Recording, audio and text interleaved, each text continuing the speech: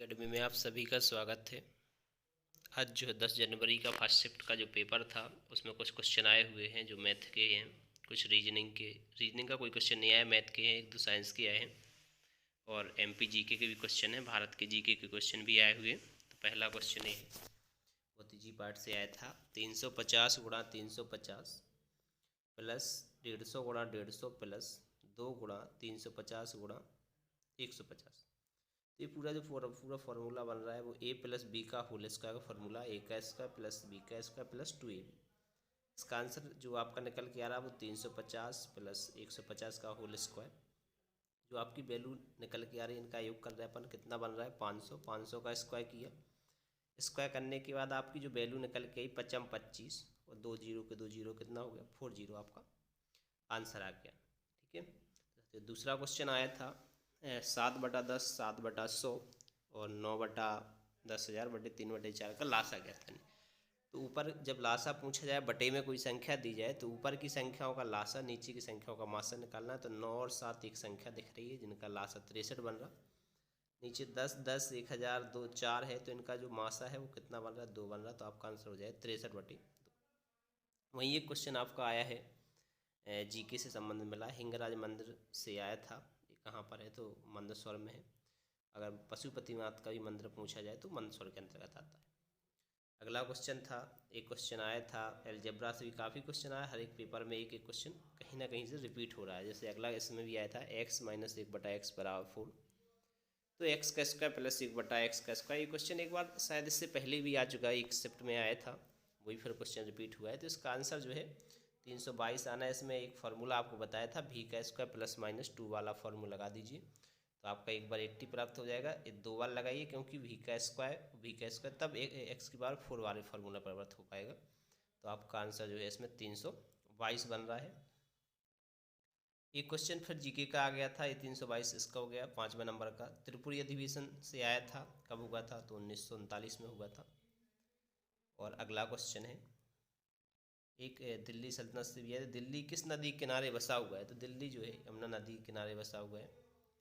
और यमुना नदी के किनारे एक क्वेश्चन पूछा था कि एक मैथ का क्वेश्चन था, वो तीजी पार्ट है। एक क्वेश्चन है 7वां नंबर का, 390 पर बेचने पर 20% लाभ होता है। क्रय मूल्य, किसी वस्तु की जो कीमत है उसको ज्ञात करना है, कितने रुपए में ख़रीदा है, उसको बेचने का मूल्य दिया है 390 रुपये, 20% का प्रॉफिट भी हो रहा है।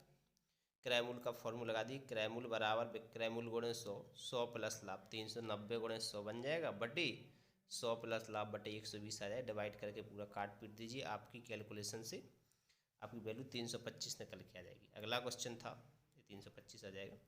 पादप जंतु किसे कहते से भी आया था, एक वही कंप्लीट क्वेश्चन नहीं मिल पाया।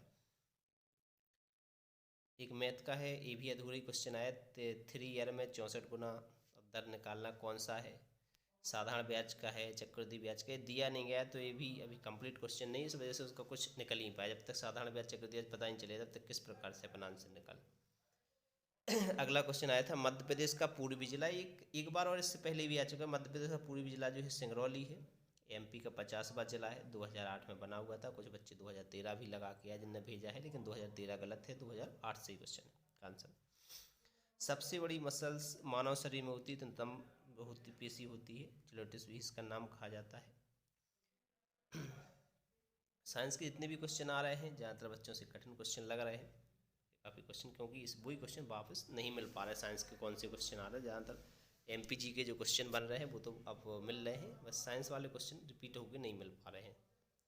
अगला क्वेश्चन आया था, एक सिंहस्थ मेले से आया था, कितने वर्षों में लगता है। अगर सिंह की मेले से आया था सिंहस्थ, तो ये 12 वर्षों के अंतराल में लगता है, जो उज्जैन में लगा हुआ था 2016 में, इलाहाबाद में भी लगता है। तो जो है अगला क्वेश्चन है, समुद्र की रानी किसे कहते हैं।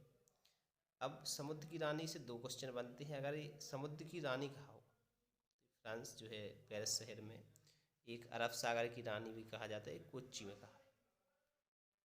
अगला क्वेश्चन था 5%, जो 14 नंबर क्वेश्चन था कि अगर 5% बराबर 62 हो, 73% बराबर, तो एक गुणा करना है, 73 5 एक बार 5 आ जाएगा नीचे, डिवाइड करके आप कैलकुलेशन कीजिए, 905.2 बन जाएगा।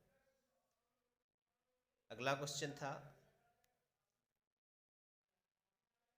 15 नंबर क्वेश्चन आया था एक, अंकित मूल्य 6%, अंकित मूल्य जो है उसका कोई कॉस्ट प्राइस है, उस पर 6% की छूट दी। कितनी छूट दी? 6%।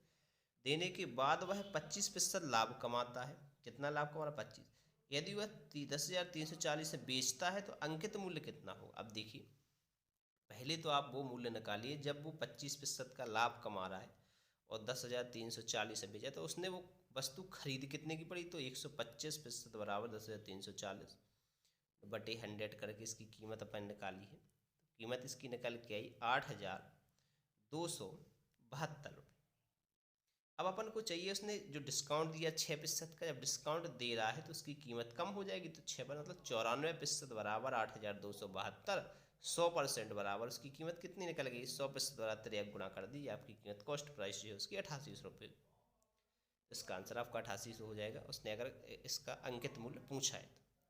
एक रानी रूपमती का महल कहाँ पर है? क्वेश्चन भी आया था, ये मांडू में है। एक क्वेश्चन और आया था, काफ़ी क्वेश्चन आए हैं एमपी से आज भी। मध्य प्रदेश का राजकीय फल, तो मध्य प्रदेश का आम है।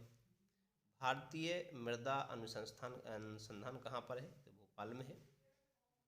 एक क्वेश्चन आया था, भारत का नेपोलियन किसे कहा जाता है? तो ये समुद्रगुप्त था। समुद्रगुप्त होने के साथ ही